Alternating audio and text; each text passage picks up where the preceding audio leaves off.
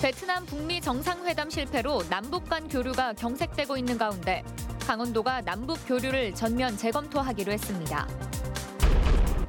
전국 학생들을 대상으로 한 건강 검사 결과 도내 학생들은 시력 이상 비율과 이가 썩는 증상인 치아 우식증 유병률이 전국 평균보다 높은 것으로 나타났습니다.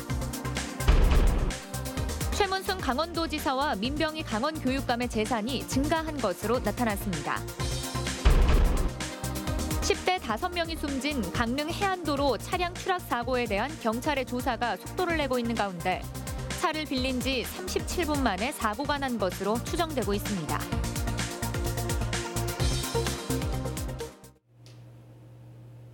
시청자 여러분 안녕하십니까? 베트남 북미 정상회담 실패로 남북 간 교류가 경색되고 있는 가운데 강원도가 남북 교류를 전면 재검토하기로 했습니다. 강원도는 각 부분별 교류 방안을 구체화하기로 했습니다. 강화길 기자가 보도합니다. 지난해 강원도가 추진한 남북 교류 협력 사업은 국제 유소년 축구 대회가 사실상 유일했습니다. 안변 연어 부화장 건립 등을 북강원도에 제의했지만 답을 얻지 못했습니다. 게다가 지자체 남북 교류에 대한 정부의 통제도 줄어들 기미가 없습니다. 특히 최근 베트남 북미 정상회담 실패로 올해 예정된 강원도의 남북 교류도 예측하기 힘든 상황입니다. 강원도는 이에 따라 지지부진한 남북 교류 사업 전반에 대해 대대적인 재검토에 나섰습니다. 지난 12일에 열린 강원도 남북교류협력위원회. 기존 30명에 달하던 위원들을 수명으로 축소해 내실을 다지기로 했습니다. 이 자리에서 최무순 도지사는 남북 교류에 있어서 지방자치단체의 역할을 강조했습니다. 실질적으로 남북 교류를 이끌 주체는 이 지방정부 그리고 이 자리에 와 계신 위원님들과 기업들이 되겠습니다. 그러면서도 강원도가 아직 준비가 덜 돼 있다고 말했습니다. 아울러 정부가 지금 당장 남북 교류를 적극적으로 해보라고 해도 그럴 준비가 돼 있지 않다고 반성했습니다. 이에 따라 4.27 판문점 선언 이후 강원도가 선정한 61개 남북 교류 협력 과제부터 다시 들여다보기로 했습니다. 이를 위해 전문가로 구성된 분야별 교류 협의체를 조직합니다. 지난 2월 남북 농업 교류 협의회를 출범한 데 이어 4월에는 건설, 교통, 산림, 어업 분야 협의회를 잇따라 구성합니다. 우리도는 그동안 일방적인 점보다는 남북 양측이 상호 이익이 되는 실질적이고 경쟁력 있는 다양한 사업을 발굴해 나갈 계획입니다. 강원도의 지속 가능한 남북 교류 협력, 체계적인 준비가 절실합니다. MBC 뉴스 강화길입니다.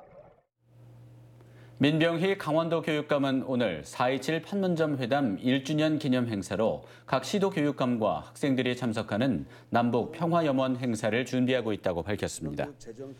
민 교육감은 철원 군사분계선 일원에서 인간띠 잇기와 평화선언 등 다양한 평화교육 행사를 할 것이라며 이 같은 내용을 내일 전국 시도 교육감 협의회에 긴급 안건으로 상정할 예정이라고 말했습니다.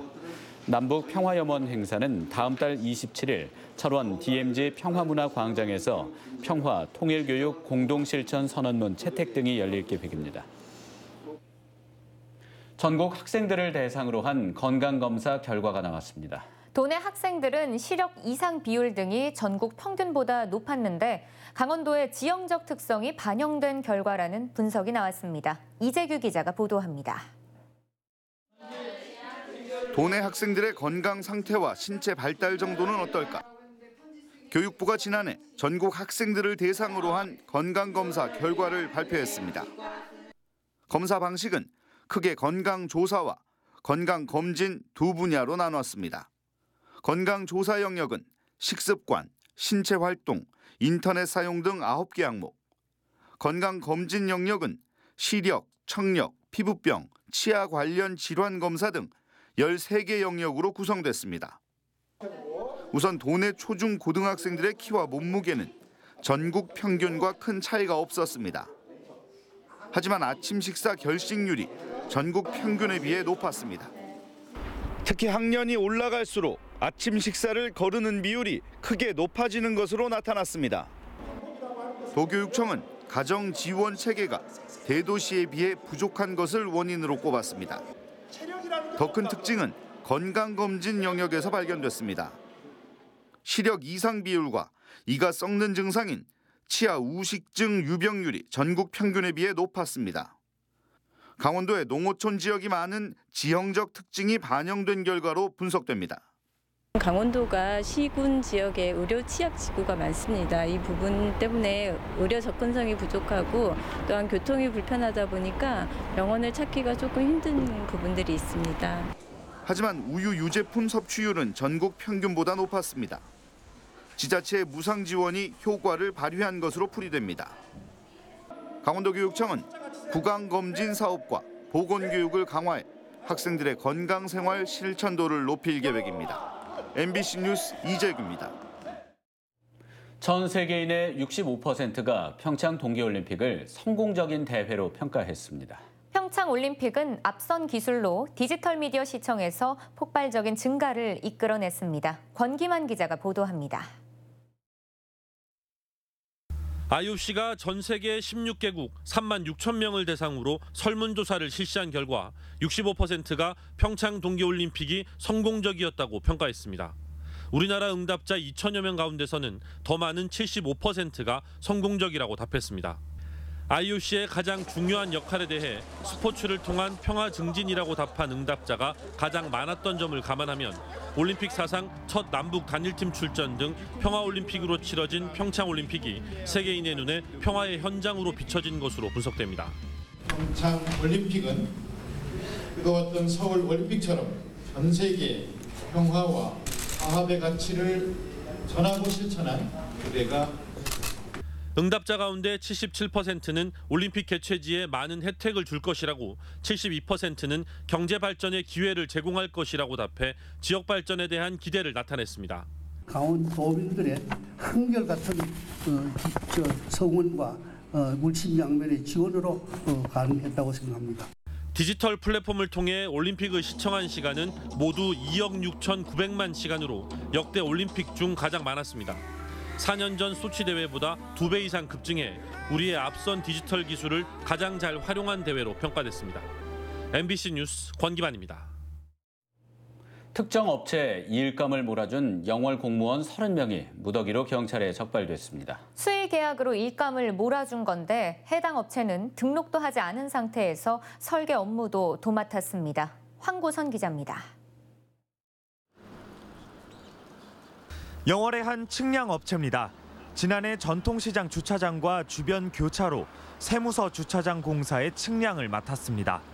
이 외에도 생태습지 탐방로 공사 등 지난 5년간 영월군이 발주한 179건의 측량 사업을 도맡았고 측량비로 모두 16억 7천만 원을 받았습니다.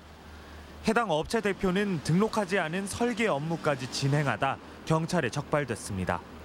공무원들도 무등록 업체인 줄 알면서도 설계 업무를 지시한 것으로 조사됐습니다. 영월군 토목직 공무원 10명 가운데 7명이 특정 업체의 측량 일감을 몰아주고 설계 업무까지 떠넘긴 혐의를 받고 있습니다. 관례적이라고 말을 했지만 무등록 업체거든요. 근데 무등록 업체인 사실을 알면서도 거기다가 이제 단연간에 걸쳐서 계속 줬다는 것 자체가 어떤 이제 문제성이 있다라고 이제 그런 거죠. 영월군은 10여 개 지역 건축사무소에 측량과 인허가, 용지 변경 등의 업무를 나눠 일감을 발주해 왔다고 해명했습니다. 혐의는 시인하지만 한 업체에만 일감을 몰아준 건 아니라는 겁니다. 옛날부터 했던 간접적으로 해왔던 걸 갖다가 등록을 안 한 업체, 그 강원도에 신고해야 되는데 이게 안 한 업체 일한 거를 우리도 터지기 전까지도 몰랐어. 한편 경찰은 공무원들이 업체의 일감을 몰아주는 대가로 금품을 받았는지에 대해서는 혐의점을 찾지 못했다고 밝혔습니다. MBC 뉴스 황구선입니다.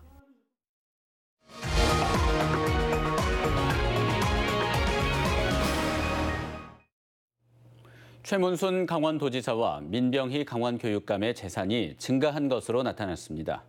정부 공직자윤리위원회가 공개한 2019년 공직자 재산 변동 현황을 보면 최 지사의 재산은 이전 신고 때보다 1억 700만 원이 줄어든 15억 4,300만 원이었습니다.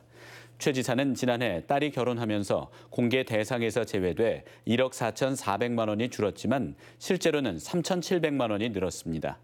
민병희 교육감도 1,500만 원이 증가해 4억 9천만 원으로 나타났습니다. 정부공직자윤리위 도내 공개 대상자 67명 중 강원도에서 가장 많은 재산을 신고한 대상자는 이경일 고성군수로 25억 500만 원이었습니다. 춘천 속초 동서 고속철도에 대해 국방부가 환경부 안에 불가 입장을 강원도에 공식 통보했습니다. 국방부는 환경부가 제시했던 설악산 국립공원 완전 우회안에 대해 대규모 부대 이전은 안 된다며 반대 입장이 담긴 공문을 강원도와 국토교통부에 전달했습니다. 이에 따라 강원도와 국토부는 미시령 터널 하부 통과안이 가장 합리적이라는 명분을 얻게 됐습니다. 강원도와 국토부는 이를 토대로 조만간 환경부에 전략환경 영향평가 보완서를 제출하기로 했습니다. 10대 5명이 숨진 강릉 해안도로 차량 추락 사고에 대한 경찰의 조사가 속도를 내고 있습니다.